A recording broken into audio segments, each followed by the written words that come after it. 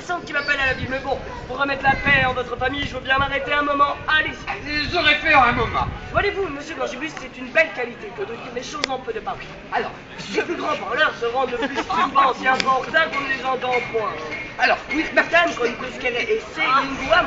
La plus belle qualité d'un honnête homme, c'est de parler peu. Oui, alors, vous savez que Socrate trois choses l'enseignement à ses disciples.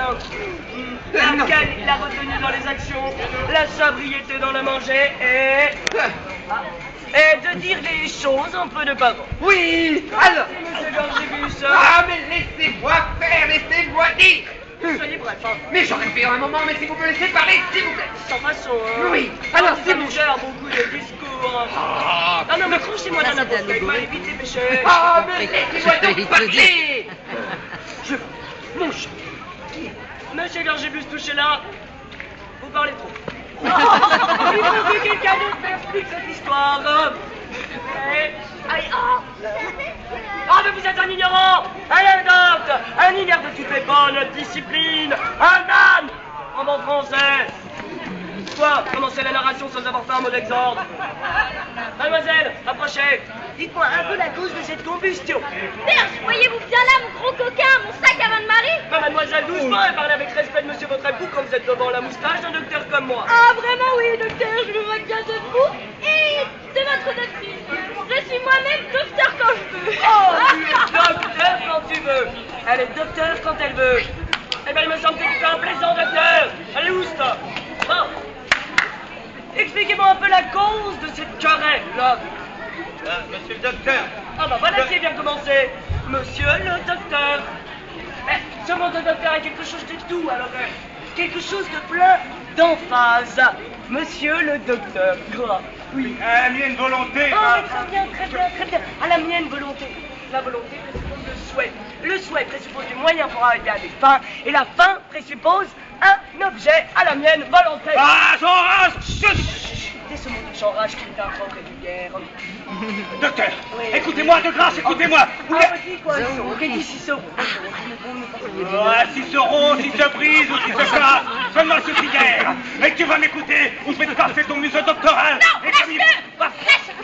Oh, mais qu'est-ce que c'est que ça? Qu'est-ce que c'est? Il est dans son chapitre des chapeaux. Qu'est-ce que c'est que ça? Oh, tu vas m'écouter. Oh, ma fille, retournez dans votre maison et allez retrouver votre mari.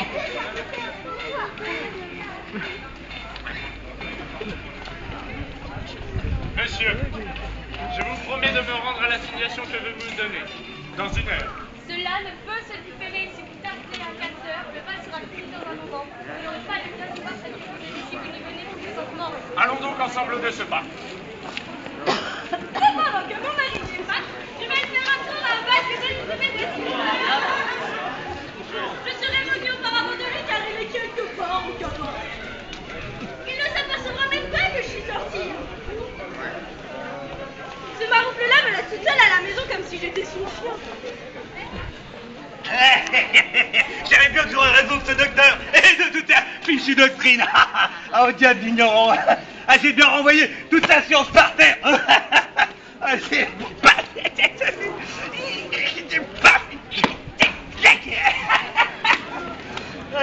Bon, on va quand même voir si ma bonne ménagère m'aura fait à dîner.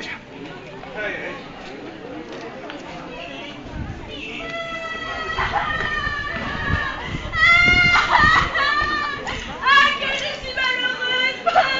Ah, j'ai été trop tard, l'assemblée était finie! Je suis arrivée justement comme tout le monde sortait!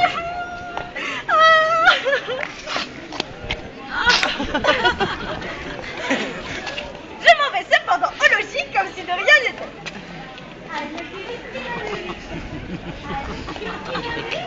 C'est affreux ce que je dis, c'est vrai. Mais c'est drôle. Oui. Claire, c'est pas drôle. Ouais. Oui, c'est vrai.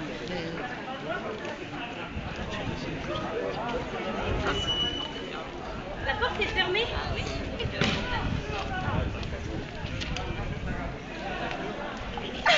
Mais j'ai mon passe-partout!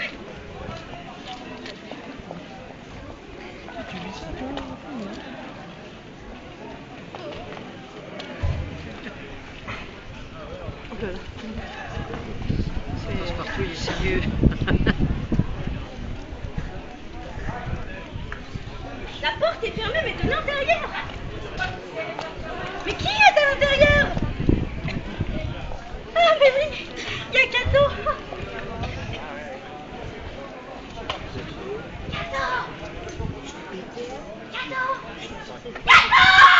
Eh bien, qu'a-t-elle fait, Cato?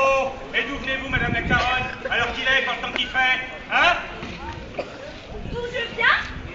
Ouvre-moi d'abord et je te dirai après. Ah oui, ah ben, tu peux retourner coucher d'où tu viens, ou dans la rue si tu préfères. Je ne voudrais pas une coureuse comme toi. Comment? Traîner dehors alors qu'il est? Oh, ça ne satisfait mon imagination, mais mon front m'en paraît plus rude de moitié. Bah. Eh bien, pour être seul dehors, qu'en veux-tu dire? Tu me querelles quand je suis en compagnie? Comment faut-il donc faire? Il faut être retiré à la maison, avoir soin du souper, s'occuper du ménage, des enfants, et sans faire toi d'autres paroles inutiles.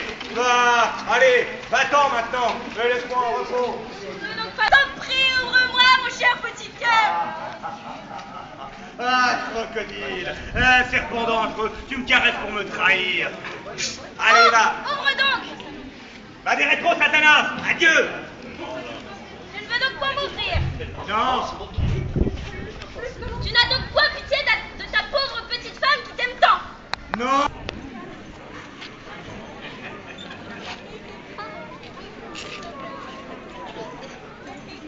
Tiens, si tu ne m'ouvres, je m'en vais me tuer devant la porte.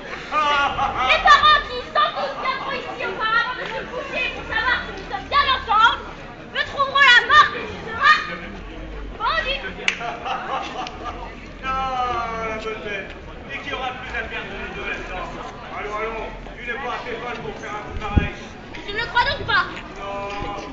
Allez, c'est que l'hiver, soit que tu ne voulais pas.